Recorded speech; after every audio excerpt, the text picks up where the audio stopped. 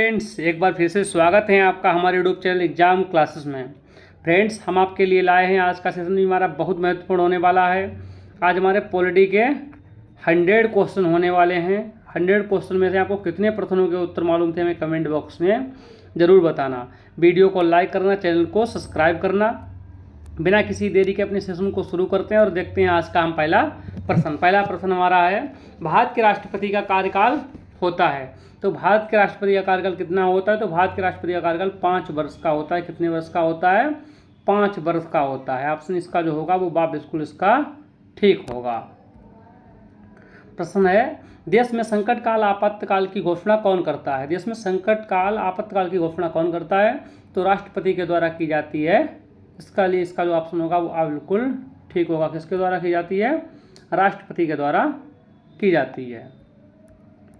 प्रश्न है, भारत के राष्ट्रपति की संकटकालीन शक्तियां कितने प्रकार की होती हैं? तो शक्तियां 3 प्रकार की होती हैं। कितने प्रकार की? 3 प्रकार की। ऑप्शन जो होगा इसका बिल्कुल ठीक होगा।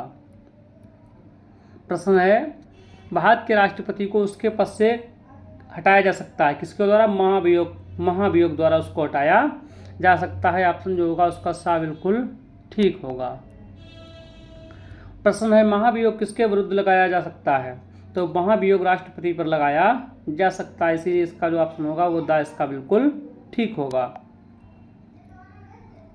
प्रश्न है, राष्ट्रपति शासन से संबंधित अनुच्छेद कौन सा? तो कौन सा अनुच्छेद है? 300 अनुच्छेद 56 अनुच्छेद। कितना?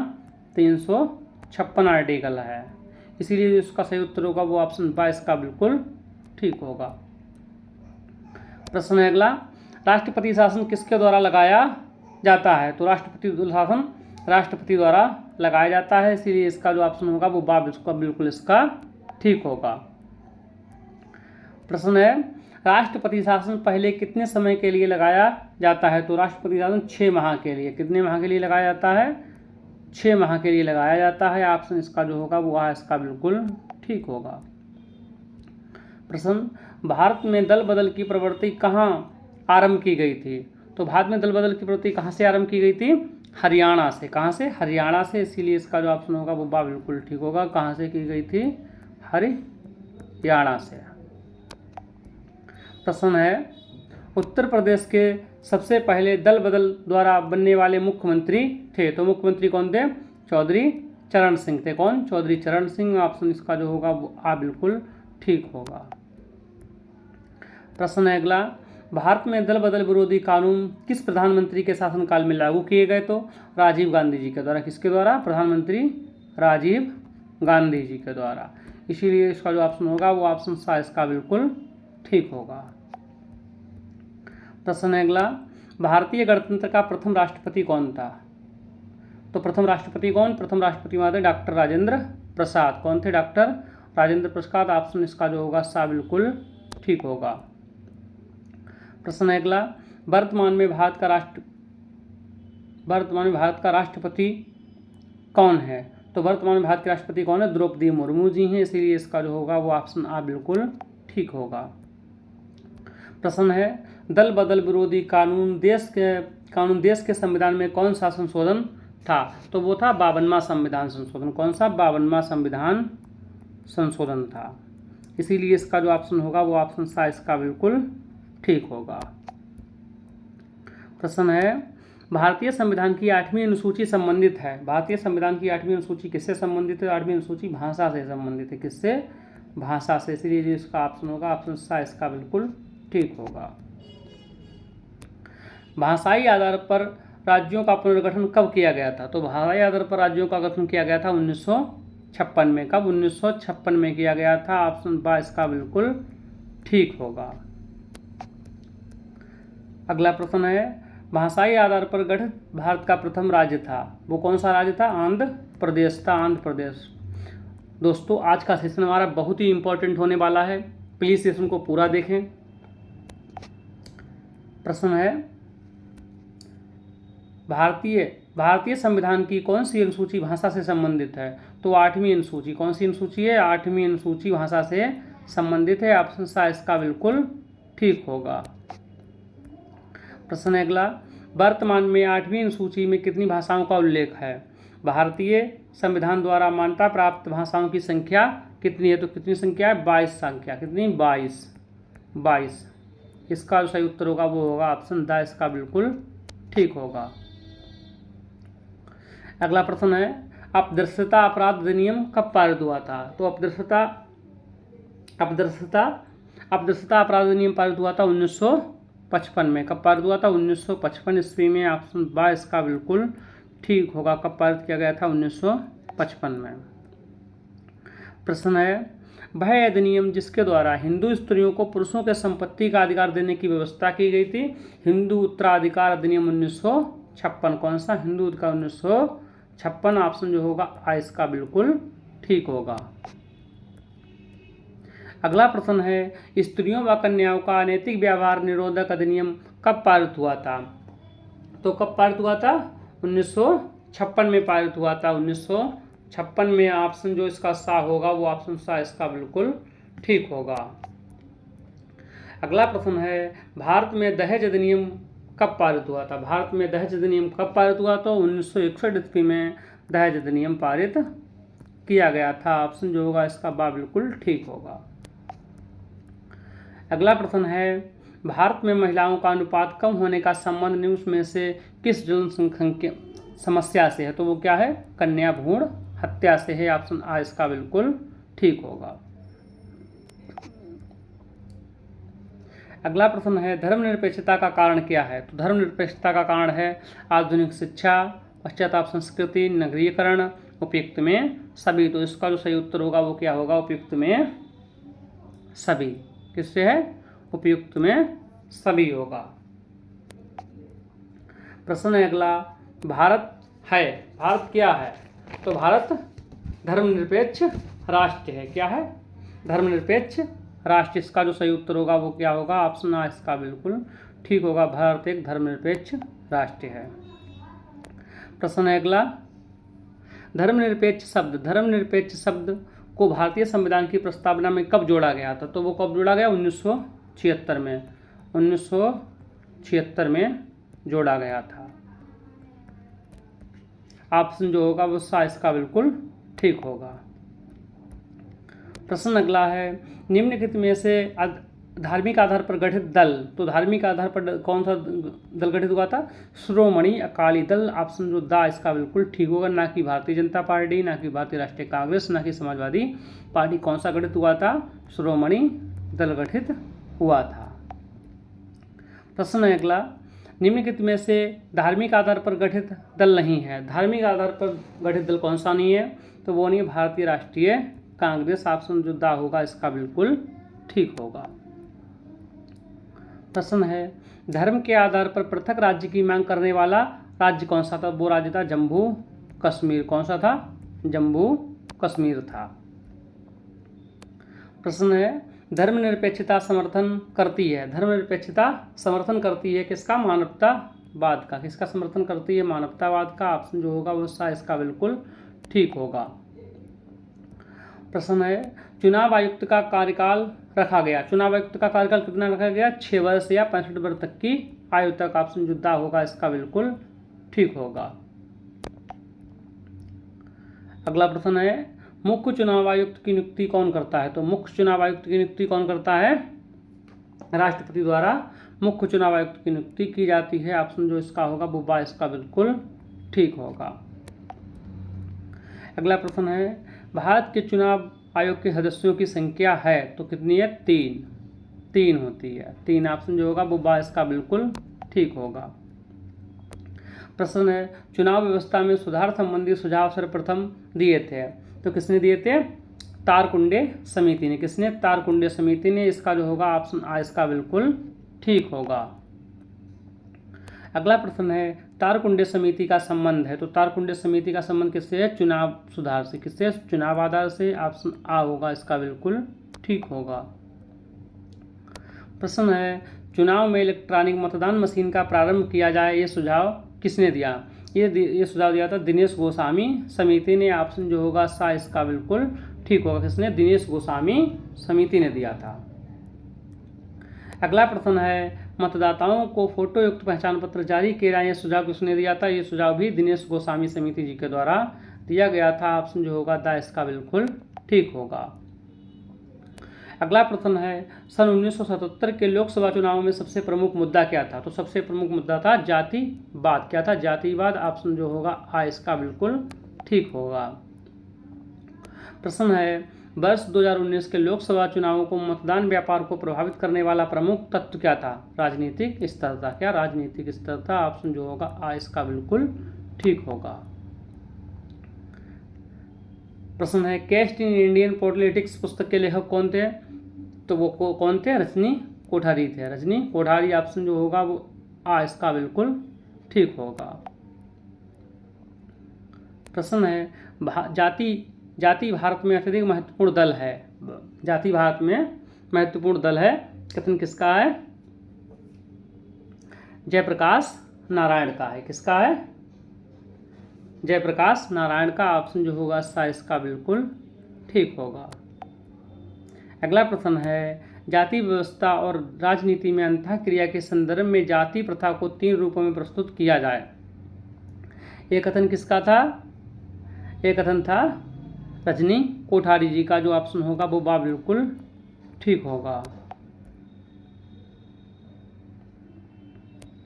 ये प्रश्न डबल टाइप हुआ है, इसका जो सही उत्तर होगा वो रजनी कोठारी ही होगा। ठीक है, नेक्स्ट प्रश्न देखते हैं। प्रश्न है, भारतीय संविधान के किस अनुच्छेद के अंतर्गत चुनाव आयोग का गठन किया गया था? किस अनुच्छेद के द्वारा? तो 324 के द्वारा। अनुच्छेद 324 के द्वारा चुनाव आयोग का गठन किया गया। ऑप्शन बा इसका बिल्कुल ठीक होगा। अगला प्रश्न है, चुनाव आयोग का अध्यक्ष होता है। तो चुनाव आयोग का अध्यक्ष कौन होता है? मुख्य चुनाव आयुक्त होता है। ऑप्शन सा इसका बिल्कुल ठीक होगा। प्रश्न है, पंचायती राज के संबंध में बलवंत राय मेहता समिति रिपोर्ट कब प्रस्तुत की गई थी? तो बलवंत राय मेहता समिति 1957 में प्रस्तुत की गई थी। ऑप्शन जो होगा वो बिल्कुल ठीक होगा। 1957 में प्रस्तुत की गई थी। ऑप्शन आ इसका बिल्कुल ठीक होगा। प्रश्न है, भारत में पंचायती राज व्यवस्था का आरंभ हुआ, कब आरंभ हुआ था? तो हुआ था 1959 में। 1959 में हुआ था। 1959 में। ऑप्शन जो होगा बा इसका बिल्कुल ठीक होगा। अगला प्रश्न है, भारत में सर्वप्रथम किस राज्य में त्रिस्तरीय पंचायती राज व्यवस्था अपनाई गई थी? तो वो अपनाई गई थी राजस्थान में। ऑप्शन जो होगा वो बिल्कुल ठीक होगा। कहाँ अपनाई गई थी? राजस्थान में अपनाई गई थी। प्रश्न है, पंचायती राज को संवैधानिक दर्जा किस संविधान संशोधन द्वारा दिया गया? तो 73वें संविधान संशोधन के द्वारा। किसके द्वारा? 73वें संविधान संशोधन के द्वारा दिया गया। प्रश्न है अगला, निम्नलिखित में से किसी त्रिस्तरीय पंचायती राज व्यवस्था में सम्मिलित नहीं किया गया? तो जाति पंचायत को किसको शामिल नहीं किया गया है? जाति पंचायत को। इसका सही उत्तर होगा वो होगा ऑप्शन बा इसका बिल्कुल ठीक होगा। ग्रामीण समुदायों का स्थानीय सुशासन किसके हाथ में होता है? ग्रामीण समुदायों का स्थानीय सुशासन किसके हाथ में होता है? तो इसका जो सही उत्तर होगा वो क्या होगा? उपयुक्त में सभी के हाथ में। जो ग्राम सभा के भी, ग्राम पंचायत, न्याय पंचायत, उपयुक्त में सभी। इसका जो सही उत्तर होगा वो दा इसका ऑप्शन बिल्कुल ठीक होगा।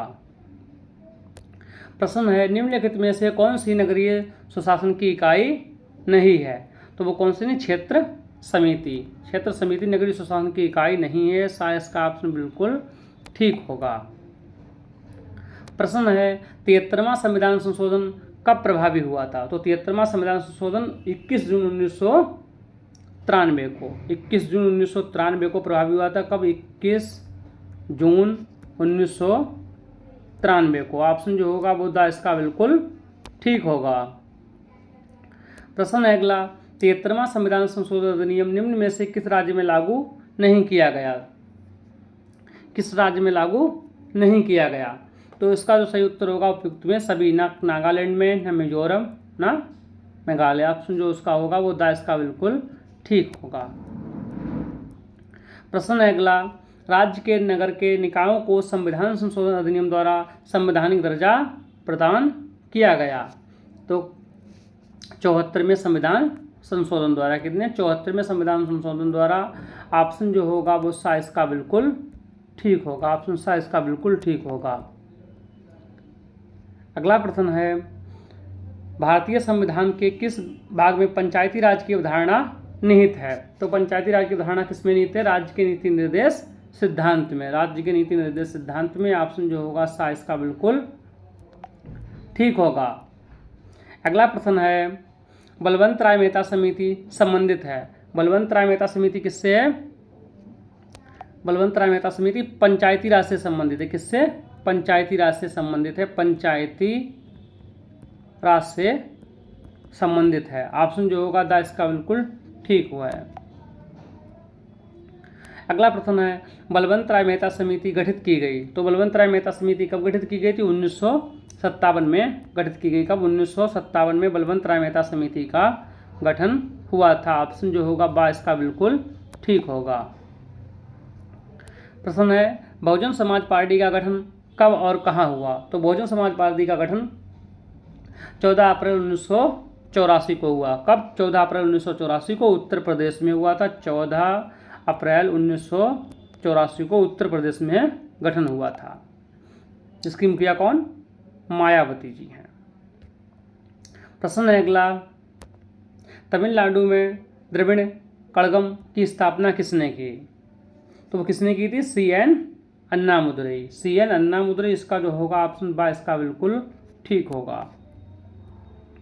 प्रश्न है अगला, निम्नलिखित में से किस प्रधानमंत्री की गठबंधन सरकार मात्र 13 दिन चली थी? तो वो किसकी चली थी? अटल बिहारी वाजपेयी जी की। किसकी चली थी? अटल बिहारी वाजपेयी जी की चली थी। ऑप्शन द इसका बिल्कुल ठीक होगा। प्रश्न है, भारतीय जनता पार्टी के नेतृत्व वाला गठबंधन है। भारतीय जनता पार्टी के नेतृत्व वाला गठबंधन कौन सा है? राष्ट्रीय जनतांत्रिक गठबंधन। राष्ट्रीय जनतांत्रिक गठबंधन। इसका जो सही उत्तर होगा वो ऑप्शन आ इसका बिल्कुल ठीक होगा।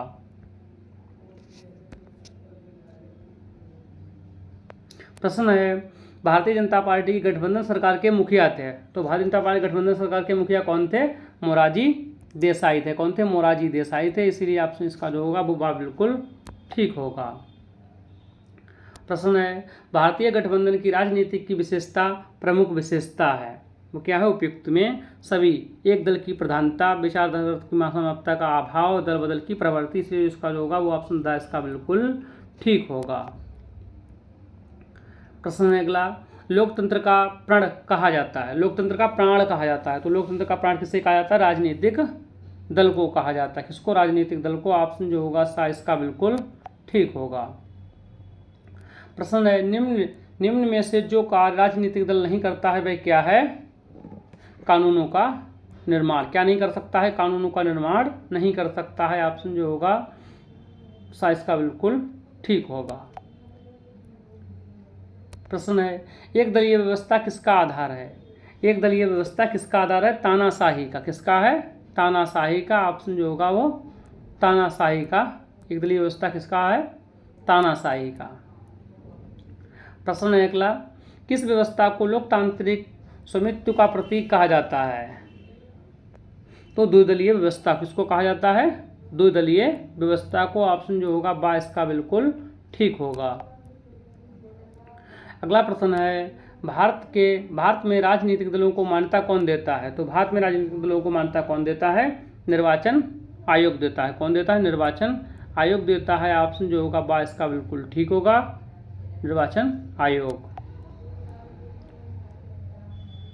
प्रश्न है, कम से कम कितने राज्यों में राज्य की पार्टी को हैसियत रखने वाली पार्टी को राष्ट्रीय पार्टी के रूप में मान्यता दी जाती है? तो कितने? 4 राज्यों में। 4 राज्यों में। ऑप्शन जो होगा सा। 4 राज्यों में जो पार्टी मान्यता देती है उसी को राष्ट्रीय पार्टी की मान्यता दी जाती है। प्रश्न है, निम्न में कौन सी पार्टी राष्ट्रीय पार्टी नहीं है? तो समाजवादी पार्टी राष्ट्रीय पार्टी नहीं है। ऑप्शन द इसका बिल्कुल ठीक है। प्रश्न है, भारतीय राजनीतिक व्यवस्था को सबसे पुराना राजनीतिक दल कौन सा है? तो सबसे पुराना राजनीतिक दल है भारतीय राष्ट्रीय कांग्रेस। क्या है? भारतीय राष्ट्रीय कांग्रेस। ऑप्शन द इसका बिल्कुल ठीक होगा।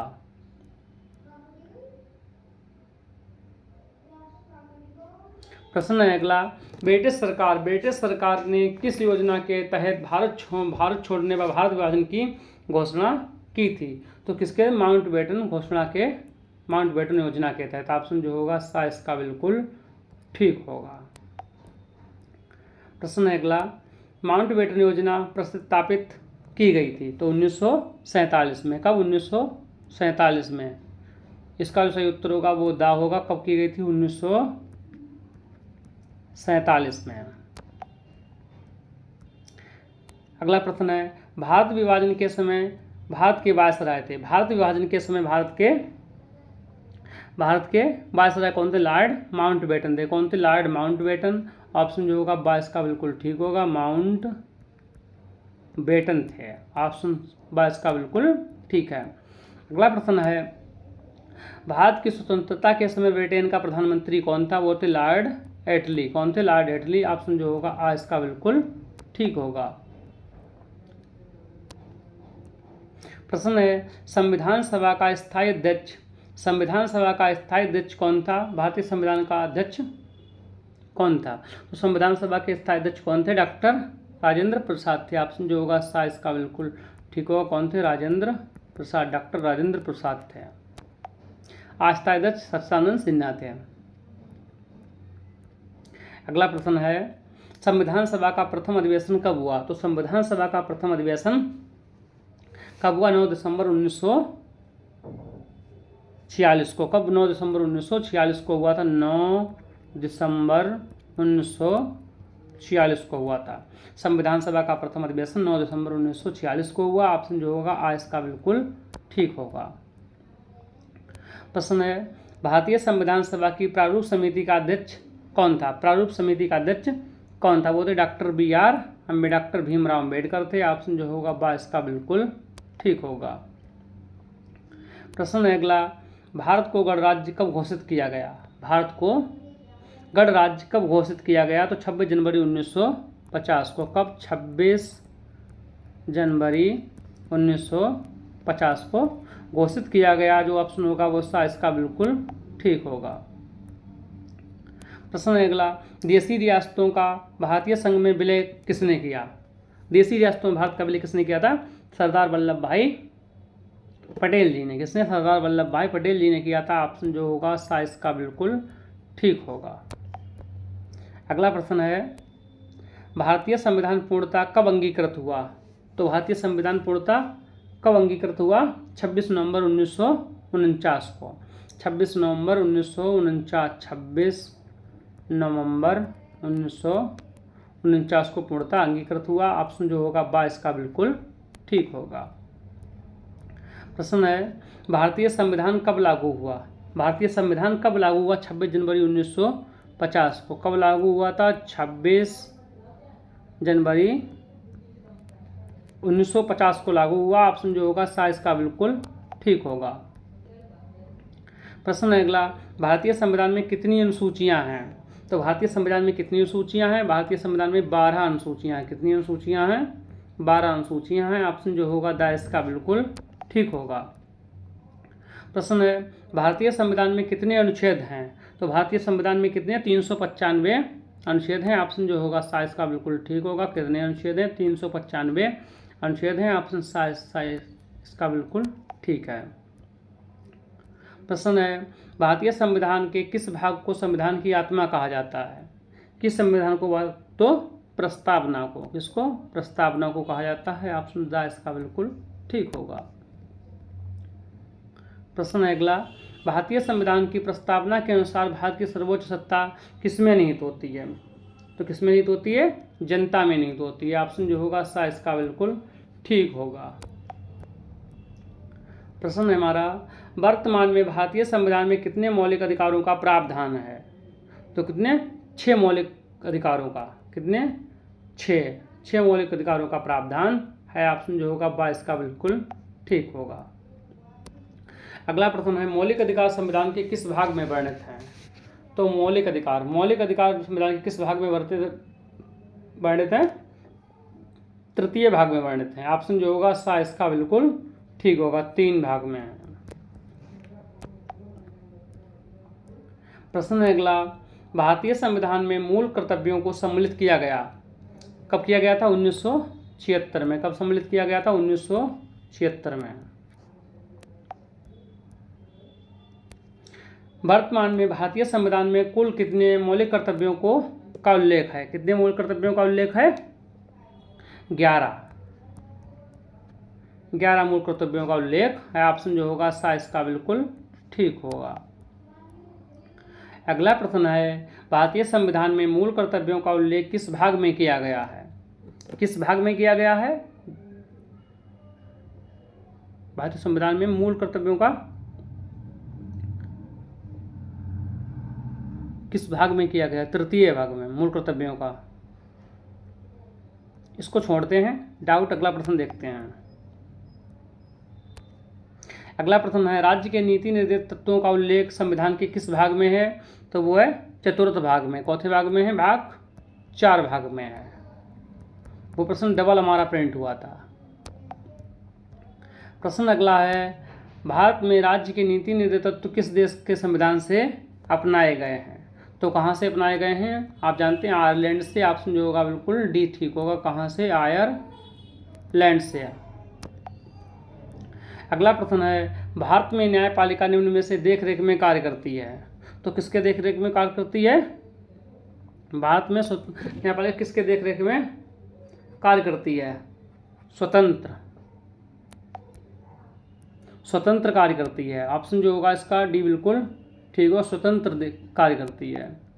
अगला प्रश्न है, निम्न में से कौन समवर्ती सूची का विषय नहीं है? तो लोक स्वास्थ्य समवर्ती सूची का विषय नहीं है। ऑप्शन जो होगा इसका बा बिल्कुल ठीक होगा। प्रश्न है, किसी कारणवश कार्यकाल के दौरान राष्ट्रपति की मृत्यु हो जाए तो उपराष्ट्रपति कितने समय के लिए राष्ट्रपति के पद पर कार्यभार कर सकता है? वो कर सकता है 6 महीने तक। कितने महीने तक? 6 माह तक कर सकता है। 6 माह यहाँ पे आप लिख लीजिए। 6 माह प्रिंट मिस प्रिंट हुआ है, नीचे चला गया। 6 माह तक रह सकता है। अगला प्रश्न है, कोई विधेयक धन विधेयक है अथवा नहीं, इसका निर्णय कौन करता है? तो इसका निर्णय लोकसभा का अध्यक्ष करता है। ऑप्शन जो होगा ये इसका बिल्कुल ठीक होगा। आज के सेशन का हमारा लास्ट प्रश्न है। प्रश्न हमारा है, राष्ट्रपति अपना त्यागपत्र किसे संबोधित करते हुए देता है? तो अपना राष्ट्रपति किसको देता है? उपराष्ट्रपति को। उपराष्ट्रपति राष्ट्रपति को देता है। राष्ट्रपति अपना त्यागपत्र किसको देता है? उपराष्ट्रपति को। ऑप्शन जो होगा सी इसका बिल्कुल ठीक होगा। फ्रेंड्स, आपको हमारा सेशन कैसा लगा कमेंट बॉक्स में जरूर बताना। वीडियो को लाइक करना, चैनल को सब्सक्राइब करना, वीडियो को शेयर करना। 100 प्रश्नों में से आपको कितने प्रश्नों के उत्तर मालूम थे कमेंट बॉक्स में जरूर बताना। कल मिलते हैं एक नए उत्साह व नए जोश के साथ। Thanks for